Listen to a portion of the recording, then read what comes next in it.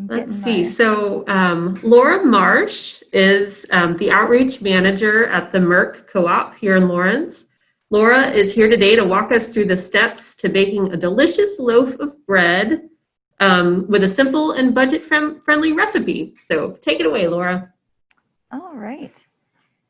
So I am going to share my screen here.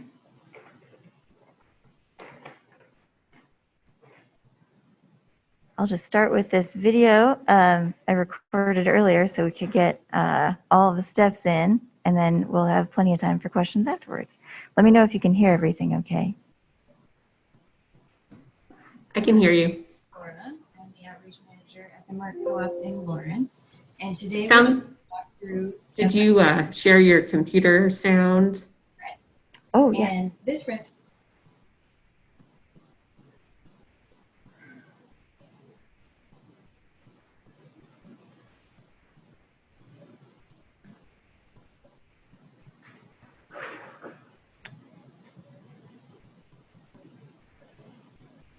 There we go. Let's try that one more time. Hi, I'm Laura.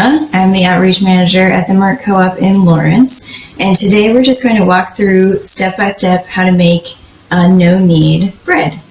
And this recipe is adapted from one by Jim Leahy. There are many available online. This particular one is on the co-op's website as well. It is very, very easy. As someone who's a pretty confident chef at home, bread was one thing that I always found sort of intimidating, and so finding a recipe that requires kind of minimal handling, just a fair amount of time, and that comes out pretty consistently every time I've made it has been really nice to have. So you just need 4 ingredients: cool water, salt, active dry yeast, and flour. And I'm just using all-purpose flour. You could use bread flour. You could use up to about half whole wheat flour in this recipe. I wouldn't recommend all of it. It would make it pretty dense. So in case you are not a baker, I just wanted to show you one trick about measuring your flour. So instead of dipping your whole measuring cup into the bin and getting your flour out, it's better to scoop it in with a spoon or something else. If you dip your whole measuring cup in, it tends to make your flour compact. You'll end up with more than you think you are getting, and then your ratio will be off just a little bit. So you just level it off with the back of your spoon. So I've got 6 cups of flour here. I'll add in my active dry yeast, and it's 2½ teaspoons of salt.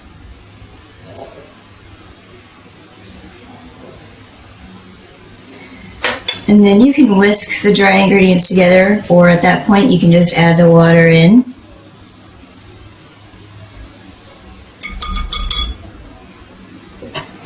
So we're just going to pour all this cool water right in there.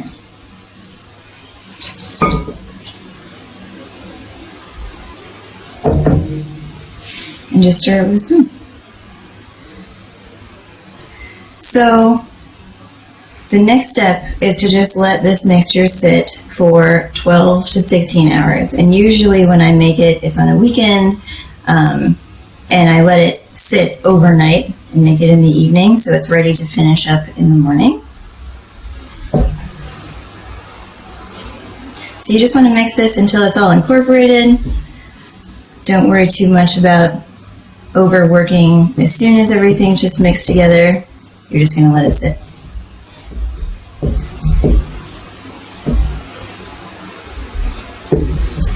Okay, so we're just going to cover this pretty sticky mixture with saran wrap, and we'll be back in the morning.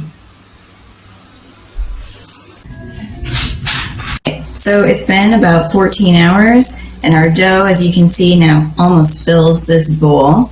It should have a lot of bubbles on top, and when you take off this plastic wrap, you should smell kind of a yeasty smell, a sweet yeasty smell coming off there. So our next step is we're going to form this into a ball and let it rise another hour and a half just on your counter. So I have a dish towel laid out here, and a piece of parchment paper I'm going to put on top. You should have enough that you can fold the whole thing over the top of your dough ball, so about twice as much as you can do. And then to keep things from sticking, you just add a little bit of cornmeal to the top.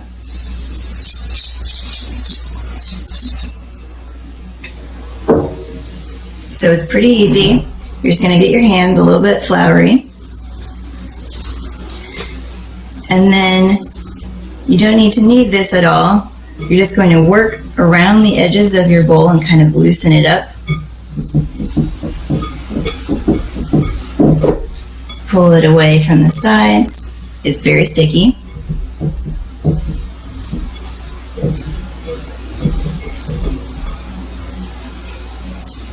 A little more flour. And then you're just going to tuck it underneath. So there's kind of a seam on the underside.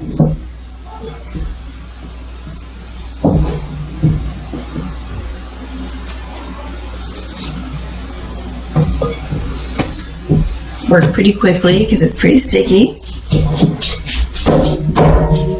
And then you're just going to move the whole thing seam side down right onto your parchment paper.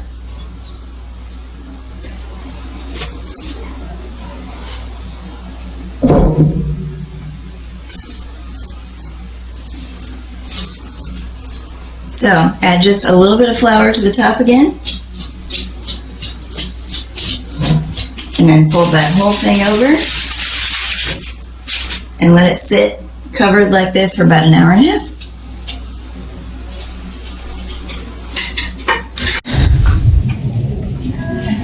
So to bake our bread, we need an oven-safe dish, something with a nice heavy lid and something large enough to fit your whole ball of dough inside. We're going to put the dish in the oven and preheat it to 425 degrees and let that sit for about half an hour so the whole pan is nice and hot and it gives our bread a crispy crust. All right, so I have my very hot dish here. I've got my lid behind me on a rack, which is also warm. Just keep that in mind as you're working. And you can see our bread has again risen a little bit more. It might stick a little bit. It's not a big deal.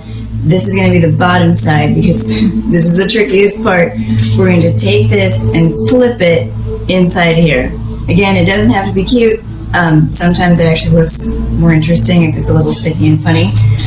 Just work carefully since this pan is hot.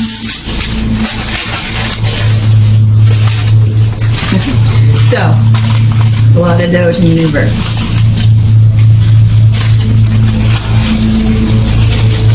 All right, and flipping. Just gonna peel this off. Maybe should have used just a little more cornmeal. Would have kept it from sticking quite so much, but again, not a particularly big deal.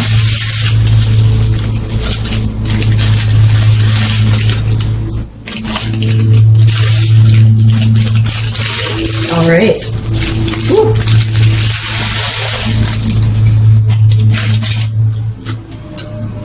Okay, so now we're going to cover this and we're going to bake it at that 425 for about 40 minutes, and then for the last 15 we'll remove the lid so the brown top. Okay, so after 40 minutes in the oven covered and 15 minutes uncovered, here we have our finished loaf. I've got it cooling here on a little cooling rack. If you don't have one of these, you could always use like an upside down muffin tin, something to just let the air flow around it so it cools a little quicker. And it is as easy as that. So if you decide to try and make this at home, take a picture of your finished product and look up the Merc Co-op on Instagram, tag us so we can congratulate you on your loaf, and happy baking.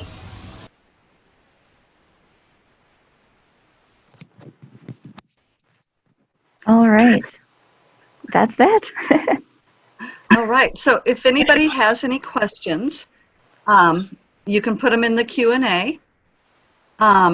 I do see a couple of questions here. One is, was your yeast in water when you added it? Oh, no, it actually, you just add it right to the flour and salt mixture. Because of that long rise time, you don't need to proof the yeast at all. Okay, and someone else is asking how much water and how much yeast? Oh, sure. It is, hold on, let me look at my recipe here. It is 2 3/4 cup water, and it's just a half a teaspoon of yeast. All right. So when you put it in the pan is already preheated, Mhm. so you don't have to use any kind of oil or anything like that. I Just have goes not. directly in the hot pan.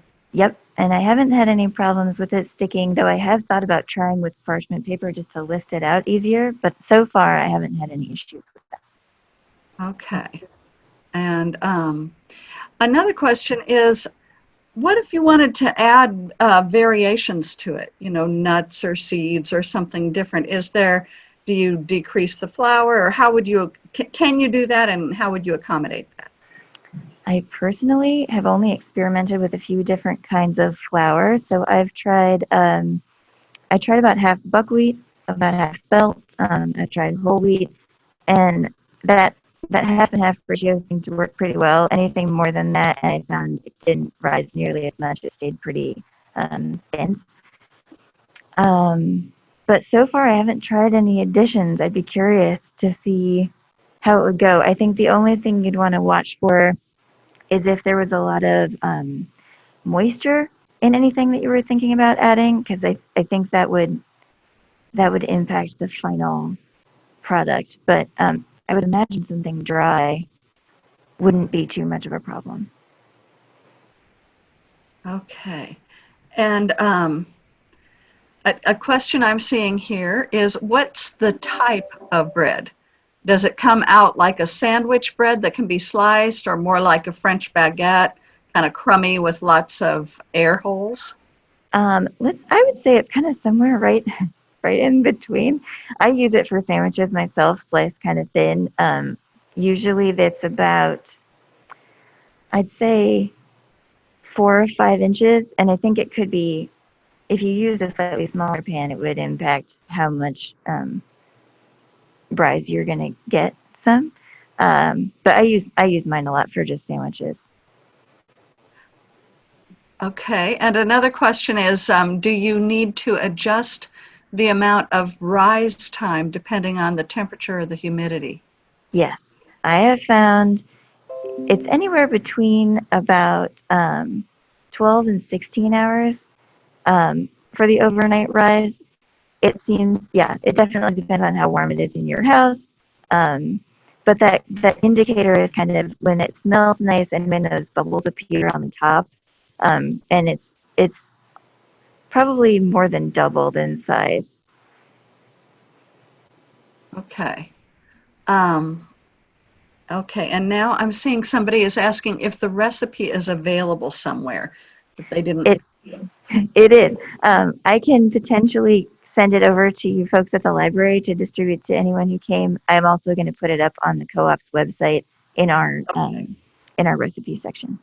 okay, and the co-op's website is, It's themerc.coop.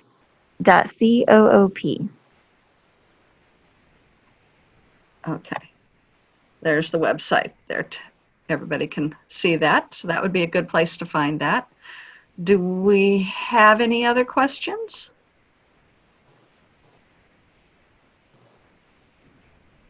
I had a question. It seems like maybe the trade-off with not kneading is a lot more time. Am I right in thinking that? Absolutely. Yeah. You're not building up gluten with that mechanical kneading, which is what helps build that rise. So instead, you have all that time for it to do its job on its own. Um, so you don't, yeah, I guess that's the trade. Yeah. Well, it looks delicious. It You've turns made me out hungry. really well. It's really easy. Well, thank you all so much for organizing this. This is really fun. Well, thank you very much. This was really informative, and it looks fairly easy to do, not too intimidating. Not at all. Yeah. Marvelous. Thank you, Laura. Thank you.